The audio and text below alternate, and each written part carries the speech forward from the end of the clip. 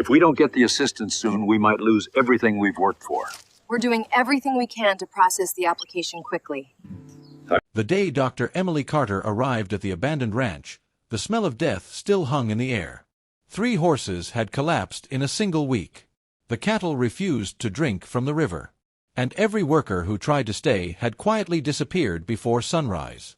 The bank had already declared the farm doomed. But one old ranch hand refused to leave. He watched Emily unload her bags, then whispered something that made her blood run cold. "Your father didn't lose this farm because of bad luck. Something out there is killing everything that lives here." At first, Emily thought it was disease. But when she discovered strange marks near the water and heard terrified animals screaming in the middle of the night, she realized the old man might be telling the truth. And the deeper she dug, the more dangerous the secret became. Dr. Emily Carter had spent the last 10 years inside busy hospital halls where every second mattered and every answer came from science. She trusted facts, lab results, and medicine. Small towns and old ranch stories belonged to her past, a past she rarely talked about.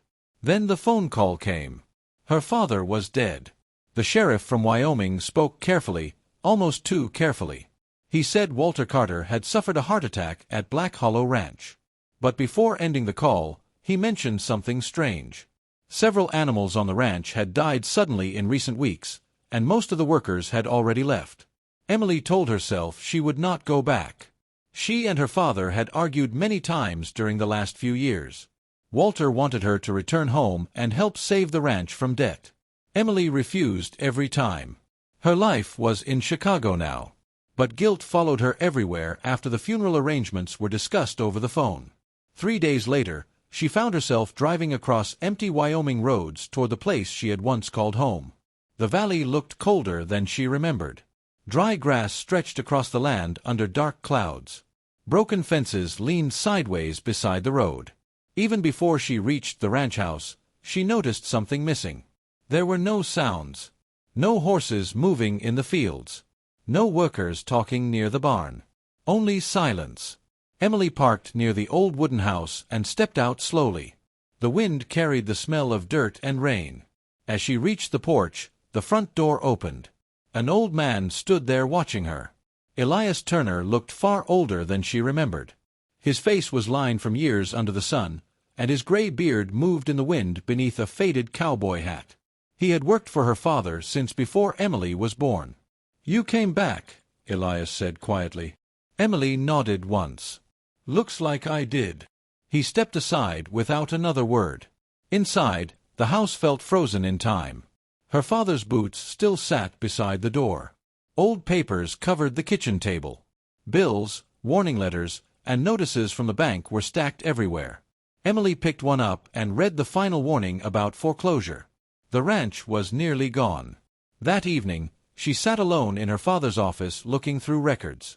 The numbers were worse than she expected. Livestock deaths had increased month after month. Horses became sick without warning. Cattle stopped eating. Some animals died within hours. None of it made sense. Then she noticed handwritten notes in the corners of the reports. "Something is wrong with the water. Not natural. North pasture." Her father's writing became shakier on each page. Finally, on the last sheet, one sentence stopped her cold. "Elias knows." Emily looked toward the window. Outside, the sky had turned black with storm clouds. She found Elias sitting on the porch smoking quietly. "What happened here?" she asked. The old ranch hand stayed silent for a moment. "Your father started digging near the north pasture 6 months ago," he finally said. "After that, the animals started dying." "Digging for what?" "He never told me." Emily crossed her arms. "You expect me to believe digging a hole caused all this?" Elias looked toward the dark hills beyond the ranch. "I believe your father found something he should not have touched." Before Emily could ask another question, a terrible scream echoed from the barn. She ran through the rain toward the sound with Elias close behind her. Inside the stable, one of the horses slammed wildly against its stall. Foam covered its mouth. Blood dripped slowly from its nose. Emily rushed forward, trying to calm it, but within seconds the animal collapsed heavily onto the ground. "Dead," Emily stared in shock as thunder shook the valley outside. Then she noticed Elias was not surprised. He simply looked toward the north pasture with fear in his eyes. Rain poured across Black Hollow Ranch through most of the night. By morning, the storm had passed, but the air still felt heavy and cold. Emily barely slept after watching the horse die in front of her. At sunrise, she returned to the barn alone. The animal still lay where it had fallen. Emily put on gloves and began examining the body with a small medical kit she carried from Chicago. She checked the eyes, gums, and blood around the nose. The symptoms looked wrong. There were signs of poisoning, but the speed of death made no sense. Then she noticed the water bucket inside the stall. A strange metallic smell drifted from it. Emily dipped a cloth into the water and brought it closer to her face. The odor reminded her of chemicals from hospital cleaning rooms. Footsteps sounded behind her. "You smell it too," Elias said quietly. Emily stood up sharply. "How long have you known about this?" The old ranch hand leaned against the stable door. "Long enough. Why did nobody call the state vet? Or the police?" "We tried. Nobody stayed interested for long." Emily stared at him. People do not just ignore animals dying. In this valley, some things get ignored real easy. His answer only frustrated her more. Later that morning, Elias took her toward the north pasture. The land there looked different from the rest of the ranch. Grass had turned pale and brittle. Parts of the soil looked dark and dry even after heavy rain. Near the hill sat an old wooden well. The cover had partly collapsed inward. Elias stopped walking. "Your father spent most of his time here before he died." Emily knelt beside the opening and pointed her flashlight into the darkness below. The water reflected light strangely, almost oily. She filled a small bottle carefully. "This needs proper testing," she said. Elias nodded slowly but did not look hopeful. Before either of them could speak again, the sound of an engine echoed across the pasture. A black truck rolled toward them through the mud. Two men stepped out wearing clean jackets and polished boots. They looked completely out of place on the ranch. One of them introduced himself as Richard Voss. He smiled politely, but something about him felt cold. "I represent the bank handling this property," he explained. "I came to discuss options with Dr. Carter." Emily crossed her arms. "The bank sends people all the way out here now?" Voss ignored the question. His eyes moved toward the north pasture. "This land is becoming dangerous," he said calmly. "You should consider selling before things become worse." Emily narrowed her eyes. "What exactly is dangerous about it?" For the first time, the smile faded slightly from his face. "Old land carries old problems." Elias stepped closer beside her. "You should leave now." Voss studied the old ranch hand for a long moment before turning back toward the truck. As the men drove away, Emily noticed something strange. Neither of them had asked about the ranch finances, livestock, or foreclosure papers. They only cared about the north pasture. That evening, Emily drove into town searching for answers. Inside the county records office, she spent hours reading old newspaper files and land reports. One article finally caught her attention. Nearly 40 years earlier, a mining company operated beneath the hills surrounding Black Hollow Valley. According to the report, the mine shut down suddenly after a deadly underground accident. Several workers died. The official cause was listed as a gas leak. But many pages from the report were missing. Emily continued searching until she found another document tied to the property records. The old mining company had later been purchased by a corporation connected to Richard Voss. Her stomach tightened. When Emily returned to the ranch after sunset, smoke filled the air. She slammed her truck to a stop near the barn.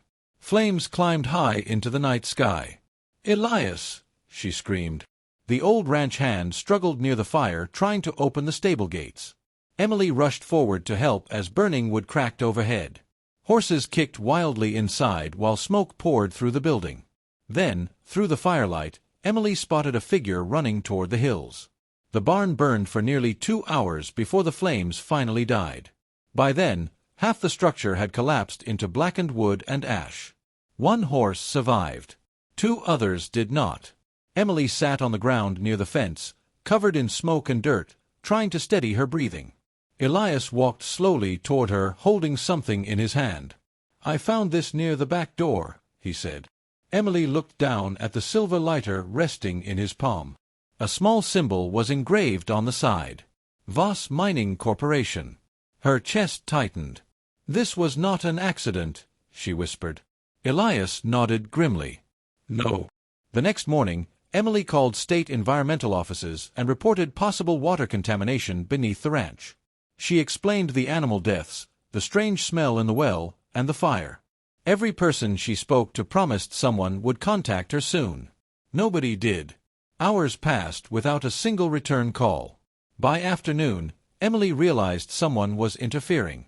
Frustrated and exhausted, she drove into town again. Most locals avoided eye contact when she mentioned Richard Voss or the old mine. A few quietly warned her to stop asking questions if she wanted to stay safe. One elderly mechanic finally spoke to her after checking that nobody else was listening. "Your father got too close to something," the man said softly. "Folks around here know better than to dig near those hills." Emily leaned closer. "What was buried there?" The mechanic shook his head slowly. "Things nobody wanted found." That evening, Emily returned to the ranch more determined than ever. She found Elias sitting beside the damaged barn, staring toward the hills. "There is something you still are not telling me," she said. For a long moment, the old ranch hand stayed silent. Then he finally spoke. "The night before your father died, he went into the old mine." Emily frowned. "What mine?" Elias pointed toward the north pasture. "There is an entrance hidden near the ridge. Your father found it after he started digging." Emily stared at him in disbelief. "He came back before sunrise, covered in mud and shaking like a man who had seen hell itself," Elias continued. "He locked himself inside the office for hours writing notes. Said there were barrels underground. Said the water was poisoned." "And you believed him?" "I saw the fear in his eyes." The wind moved quietly across the valley as darkness settled over the ranch. Finally, Emily stood up. "Show me the entrance." Elias grabbed a lantern and led her toward the hills under the pale moonlight. They climbed through rocky ground until they reached a narrow opening hidden behind loose stone and dead brush. Rust-covered old metal rails disappearing into darkness below. Emily felt cold air drifting upward from the tunnel. The smell hit her immediately. Chemicals. Rotting earth. Something foul and unnatural. Elias lit the lantern carefully. "We should wait until morning," he warned. But Emily stepped forward first. The tunnel walls narrowed as they moved deeper underground. Water dripped steadily from the ceiling.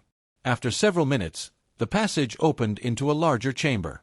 Emily raised the lantern higher. Then she froze. Dozens of large metal barrels filled the cavern from wall to wall. Some had split open with age. Dark sludge leaked across the stone floor into streams of underground water flowing beneath the mine. Emily walked closer and wiped dirt from one faded warning label. "Hazardous industrial waste." Her pulse quickened. The ranch animals had not died from disease. They had been poisoned. Suddenly, footsteps echoed somewhere behind them in the darkness. Emily slowly turned. Shapes were moving inside the tunnel. The sound of footsteps grew louder inside the tunnel. Emily tightened her grip on the lantern while Elias stepped in front of her protectively. Shadows moved through the darkness until several men finally appeared beneath the weak light. Richard Voss walked at the front. Two armed men stood behind him. For a moment, nobody spoke. Then Voss gave a calm smile that never reached his eyes. "You should have left this place alone," he said. Emily stared at him with disbelief and anger. "You poisoned the land." Voss glanced toward the leaking barrels. "That land was already dying long before I arrived. You buried toxic waste beneath this ranch. It was an old mine nobody cared about." Elias stepped forward. "People died because of this." Voss looked completely unmoved. "Accidents happen." Emily felt sick listening to him speak so casually. She thought about the dead animals, the poisoned water, and her father spending his final days trying to uncover the truth alone.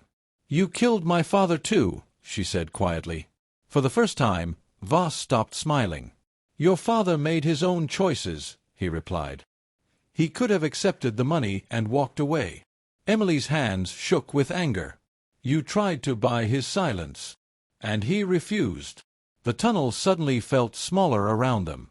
Water dripped steadily into the dark pools beneath the barrels while the armed men blocked the only visible exit. Elias lowered his voice carefully. Let the girl leave. Voss shook his head once. She knows too much now. One of the armed men stepped forward, but before he could reach them, a loud cracking sound echoed through the mine. The ceiling shifted overhead. Dust rained down across the tunnel floor. Everyone looked upward. The old mine was becoming unstable. Those explosions from the barn fire weakened the supports, Elias warned. Another deep rumble shook the chamber. Voss turned sharply toward his men. Get them out of here. But panic had already started spreading underground. Part of the tunnel wall suddenly collapsed behind them with a violent crash. One of the armed men disappeared beneath falling rock. The others shouted as dust filled the air. Elias grabbed Emily's arm. Run! They rushed through a narrow side passage while the mine groaned around them. Loose stones crashed from above. The lantern swung wildly in Emily's hand as they stumbled through the darkness. Behind them, Voss shouted orders through the dust and chaos. Then a gunshot echoed. Elias cried out sharply and fell to one knee. Emily turned in horror and saw blood spreading across his shoulder. No, she gasped. I am fine, Elias growled through clenched teeth. Keep moving.